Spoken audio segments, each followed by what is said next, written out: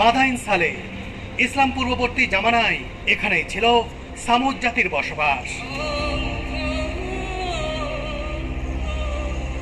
আল্লাহকে অস্বীকার করায় এখানেই নেমে এসেছিল গজব এবং ধ্বংস হয়ে গিয়েছিল সেই সময়ের একটি সম্ভ্রান্ত সভ্যতা।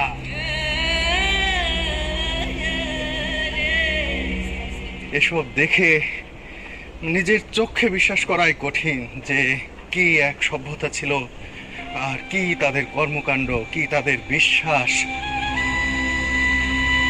পবিত্র কোরআনে বর্ণিত সেই গজবের নিদর্শন ছড়িয়ে ছিটিয়ে আছে সৌদি আরবের আলুরা শহরের অদূরের এই প্রাচীন জনপদ মাদাইন সালে তথা হেগরায়।